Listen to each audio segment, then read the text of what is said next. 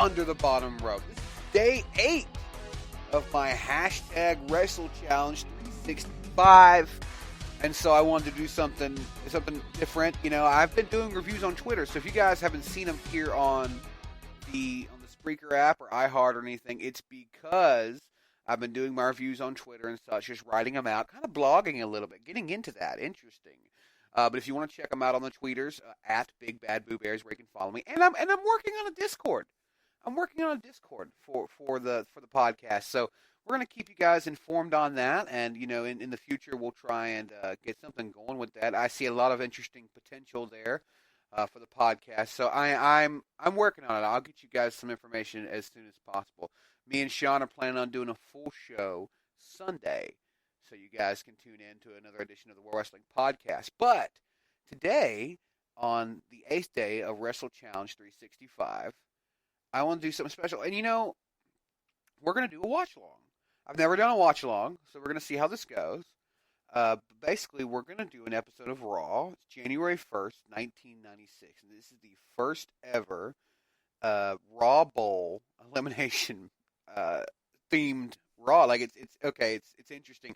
1995 goes by, and it's one of the worst years WWE has ever had. Diesel setting record low gates as a heavyweight champion.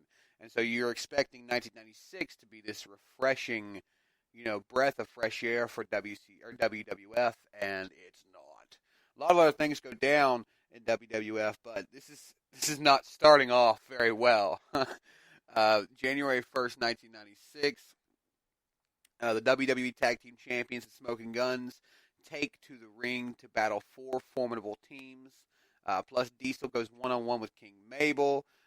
You know, we take a look at the recent hog pen match between Hunter Hearst Helmsley and Henry O. Godwin. So this you get where you're at right now in Raw history, and it's, you know, there's no Wikipedia about it. I actually had to do some work and do a little research. I think I've watched this once before, and so I thought it just would be funny to watch again. We're in the middle of football season. My only real assumption as to why they did this was because of the battle on Monday nights, not only with Nitro at the time, but with Monday Night Football, thinking they could set up some maybe monthly or yearly event called the Raw Bowl to kind of, you know, we have football too, you know, like, just, I feel like that would be the assumption. If I ever have the chance to send a question to Conrad, to Bruce, it's going to be about the Raw Bowl. I want to know what the fuck the Raw Bowl was supposed to be, but we're not going to get too far into it. We're fixing to start watching. So, if you guys want to count down with me, I'll count down from 5. Then we'll press play, and we'll just start her up and check us out. I got her on the network. So, I'll give you guys a chance to get on the network. If you want to pause me, you can to get there. I'll wait. Okay. So, if you have already gotten there and are ready to start, hold on. Well, I'm doing this on a mobile, so it acted up there for a moment, but we're going to get back to it. I'll let you guys know about 5 seconds before I press play. So, 5, 4, 3, 2, 1, press play. And there it is. So, 1996. Raw Bowl. It's just the graphic, it's the football, and God, they're outside the stadium with fans. Raw Bowl. We're going to the Raw Bowl.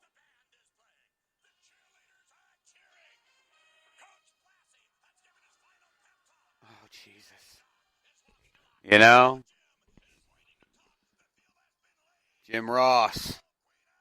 Such a star-studded cast, too, you know, such a star-studded cast, and they're doing the Raw Bowl. Owen Hart, Sid Vicious, and the 1-2-3 Kid, they're there.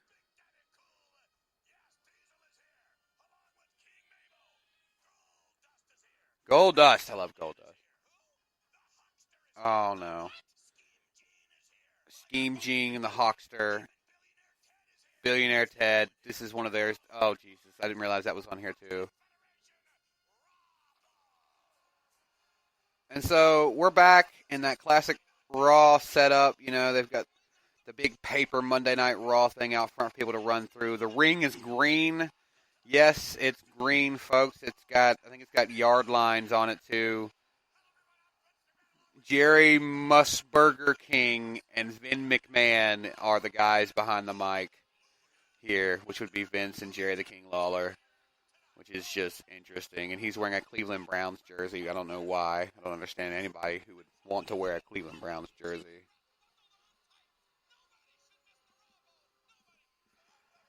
It's interesting. I will say, you know what? Something about the 80s and 90s WWE television, the Blazers were fucking phenomenal. I mean, you gotta love them. So we're starting off with the Smoking Guns.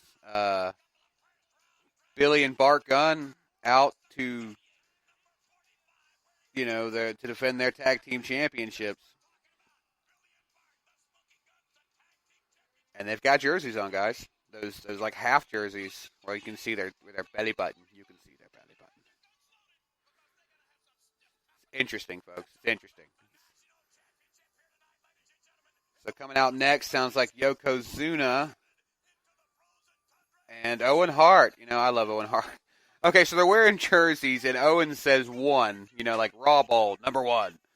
And then Yoko says 641, and I can only assume that's a nod to how much he weighs at this time, or at least a kayfabe how much he weighs. Oh, goodness. And Bruce Pritchard is with him, so he definitely was there. I've got to get a question into Conrad about this, because why did you let this happen? He might not have even been creative. I don't know if he was even creative at the time. I'm just going to blame him because this happened, and he was there.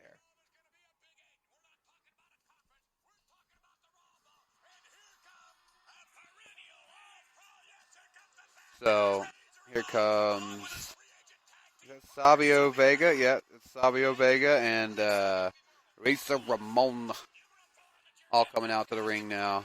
Razor and Savio.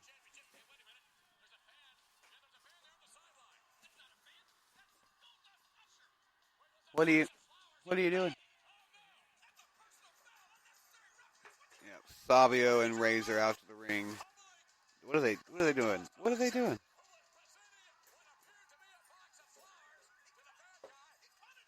They're attacking a fan? No. Goldust is in the end zone, folks. Okay, so I'm thinking that the football references are going to be pretty apparent tonight. Oh, yep. They're there. They're just going to keep doing them. They're going to throw them in every other word.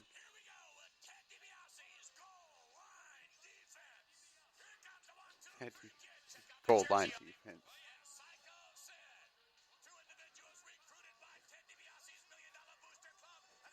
So, here comes Sid and the 1-2-3 Kid, which is just an odd pairing. I think that 1-2-3 Kid at this time was a heel. But it's just hard for me to be like booing somebody who's called 1-2-3 Kid. And then Sid is he's a good heel. He's a great heel, but 1-2-3 Kid just seems to be teamed up on the $1 Million Corporation is just that's interesting. Here are the rules, guys. 1 timeout per team can be used at any time. So I don't know what that means. Like maybe they can just chill. Team is eliminated when a teammate is pinned, disqualified, counted out, or submits. Disqualified? What are they going to fucking do? Okay. Maybe that just means, fucking, I don't know. Any player may be tagged at any time. So any one of these guys makes it interesting, I will say. Any tag team can tag to another person, no matter who the tag team is. And so, is it 4 in the ring at once? No, it's 1 in the ring. It's 2 in the ring, 3 in the ring at once. Let me see here. They're kind of all over the place. They set up in like a 3-point stance. Owen Hart and Bart start off first. Bart Gunn always felt like was severely underrated. I always felt like he wasn't ever going to be, a heavyweight champion. Oh, see, that makes it interesting. Owen just tagged in Billy Gunn, which is like, See, okay, I said interesting, and the moment I said that, now I'm thinking maybe not so interesting because what are they going to do? I mean, if one of them gets pinned, the other one is just the tag team. Like, what? How could that even be a situation in this match? Okay, so that's interesting. Okay, so they both tag in Owen and Yokozuna. So now Owen has got to fight Yokozuna, and he's not feeling it. The referee, by the way, is dressed in a traditional football referee outfit. He's got the white hat, the white pants, the yellow flag in his back pocket, which, I don't know what he's going to do with that. Yoko's, he's ready, but Owen wasn't really feeling it. Owen off the ropes. Yoko goes with a clothesline and misses. Backhand misses. Owen off the ropes again, slides through the legs. Coming off the other side of the ropes. Goes for a block, and Yoko just stands there. It's like, did somebody open a window? I mean, Owen is like probably a $1.15 here. All right, Owen tags in Savio.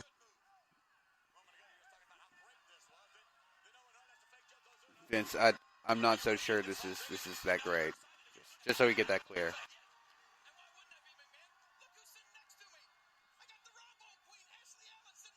Yep.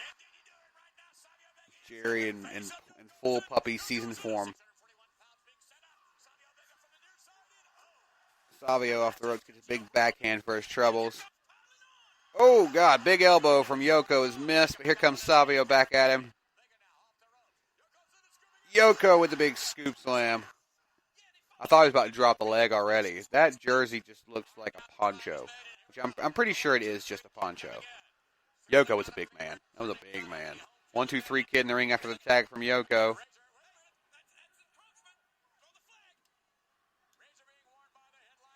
So, Savio and Yoko now squaring up, going for the collar and elbow tie up. He doesn't get it. Puts him on the ropes, tries to get him for a victory roll, misses. Here comes 1, 2, 3 kid with a roundhouse. That doesn't quite hit it. And Savio gets a nice clothesline. Going for the cover. 2 count only. So any team can take a time out. Looking at that. Big wheel kick from Savio. Looking at that, that's interesting. A timeout. I mean, do they just take a break? They get some water, Or are they going to relax on the sidelines? Owen in the ring now. Big arm drag from Savio. Savio was pretty good, actually. He just kind of disappeared in the shuffle of that shitty era of WWF. I mean, you had guys starting to emerge. You did have some classics like Owen Hart and Brett and stuff on the roster. But, sorry, my wife just broke her fucking vacuum cleaner. How the fuck do you do that? You fucking broke it. Alright, let me get back to this. Alright, sorry, I missed that. So I guess Razor and Bart are back in the ring now. That was 3. That was a 3. It was a fucking quick count, too. It was 3. Savio tags in fucking Sid after the tag from Razor. Didn't stay in very long.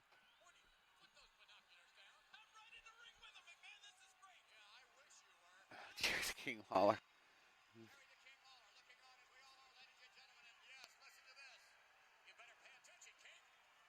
Sid play into the hard cam.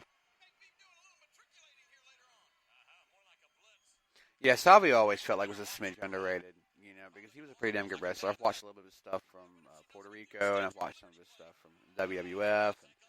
And he had some decent matches. He's kind of like Bart Gunn. Wasn't going to be like a crazy heavyweight champion eventually, but definitely should be a little more recognized